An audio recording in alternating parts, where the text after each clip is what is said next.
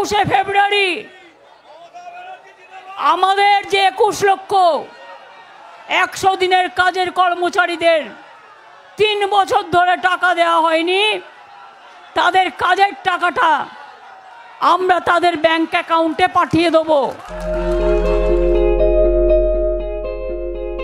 সামনেই লোকসভা ভোট, তার আগে ধর্নায় বসে যেভাবে 100 দিনের কাজের টাকা ব্যাংকে জমা করার কথা ঘোষণা করেছেন রাজ্যের মুখ্যমন্ত্রী, তা নিয়ে প্রশাসক হিসেবে তাঁর ভূমিকায় প্রশ্ন উঠছে। তবে এই প্রশ্নের মধ্যেই বিরোধী দলনেতা শুভেন্দু অধিকারী ফাঁস করেছেন বেশ কিছু তথ্য। তার দাবি 6 মাস আগে থাকতেই এই কৌশল নেওয়া হয়েছে। আমার কাছে অনেক আগে থেকেই তথ্য আছে। 15th ফিনান্সের কাজে লেবার কম্পোনেন্ট 100 দিনের লোকদের দিয়ে দেখিয়েছেন। এটা হরিকৃষ্ণ দ্বিবেদী, যিনি এখন অ্যাডভাইসার, আগে চিফ সেক্রেটারি ছিলেন, তার জাগলারি। এটা 6-8 মাস ধরে প্রসেসটা চলছে। 15th ফিনান্সের টাকার লেবার কম্পোনেন্ট দেখিয়েছেন, RIDF এর টাকার লেবার কম্পোনেন্ট দেখিয়েছেন, জল জীবন মিশনের ওয়াটার পাইপ লাইন লাইং এবং কানেকশনে লেবার কম্পোনেন্টে 100 দিনের লোকের টাকা দেখিয়েছেন। এমনকি ভারত সরকারের জাতীয় সড়কের যে টাকাতে ডিপোজিট ওয়ার্ক পশ্চিমবঙ্গ সরকারের পূর্ত দপ্তর এবং state rural state highway authority করেন, যার চেয়ারম্যান হচ্ছেন সুব্রত বক্সি আর ম্যানেজিং ডাইরেক্টর হচ্ছেন বিপি গোপালিকা। গোপালিকা তার জামাইকে দিয়েই অপকর্মগুলো ওখানে করে, তার কোম্পানি, জামাইয়ের কোম্পানি ওখানে কাজ করে। সেই কাজেও যেমন আপনি দেখছেন ঈশ্বরগুপ্ত সেতু, এই যে এক্সপানশন হচ্ছে, যেমন দেখছেন মোড়গ্রাম মেচোগ্রাম রাস্তা, যেমন দেখছেন নন্দকুমার দীঘা 116B, এইরকম সমস্ত রাস্তায় পশ্চিমবঙ্গের স্টেট আপনার হাইওয়ে কর্পোরেশন এবং ন্যাশনাল হাইওয়ে অথরিটির যে কাজগুলো ডিপোজিট ওয়ার্কে পশ্চিমবঙ্গ সরকারকে দিয়ে করছে, সেখানে লেবার কম্পোনেন্টে 100 দিনের কাজের লোকেদের দেখানো হচ্ছে।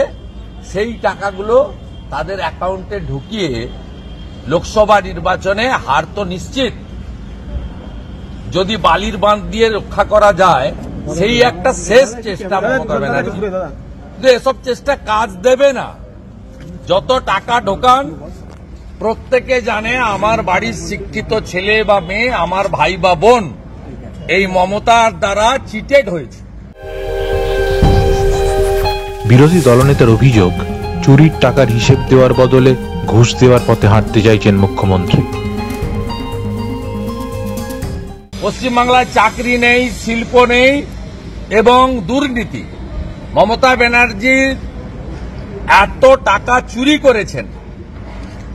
আমাদের রাজ্যে এফসিআইর দেওয়া চালগুলো শাহজাহানরা বাংলাদেশের সাতক্ষীরাতে বিক্রি করেছে। অতএব এই কয়েকশো কোটি টাকা ভোটের আগে দান দিয়ে এটা ঘুষ দেওয়ার কার্যত সামিল। বাকিটা কি করছেন করতে দেন। জগন্নাথ দেবের একটা কথা আছে উড়িয়ায়, চোখা আঁকি সবু দেখিয়েছি, সবাই সব দেখছে। চোর আপনি পালাতে পারবেন না, আপনি কত বড় চোর সবাই জানে।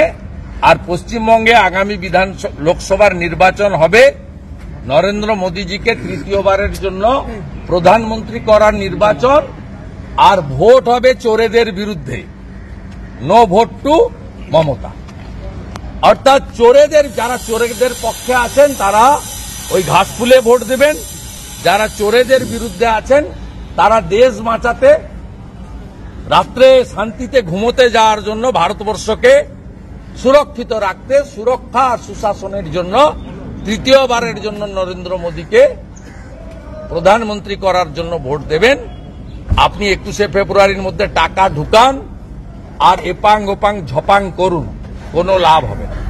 এই যে মমতা ব্যানার্জির সরকার, তারা যেভাবে চুরি করেছে আমার আপনার টাকা, মমতা ব্যানার্জির বাবা মায়ের টাকা রেখে যাননি, পৈতৃক সম্পত্তি নয়, সেটা বাংলার মানুষ বুঝে গেছে। প্রতিটা জিনিসে চুরি, প্রতিটা ডিপার্টমেন্টে চুরি, এবং 1 টাকা 2 টাকার চুরি নয়, কোটি কোটি টাকার চুরি। বিরোধীদের অভিযোগ, লোকসভা ভোটে ভোট কেনার ছক করছেন মুখ্যমন্ত্রী, আর তাই ভোটের কয়েক মাস আগে ধর্ণা মঞ্চ থেকে টাকা বিলোনোর কথা জানিয়েছেন তিনি। তবে এই টাকা কোথা থেকে আসবে তা জানা যায়নি। যেমন জানা যায়নি 21 লক্ষ মানুষের বকেয়া মেটাতে রাজ্য আরো ধার দেনার পথে হাঁটবে কিনা। আসন্ন বাজেটেই বোঝা যাবে কোন পথে হাঁটবে রাজ্য, আর তার কয়েক মাস বাদেই জানা যাবে নানা কেলেঙ্কারিতে জীর্ণ বাংলার শাসক দলকে কত ভোট দিল ভোটাররা। মাধ্যম ব্যুরো রিপোর্ট।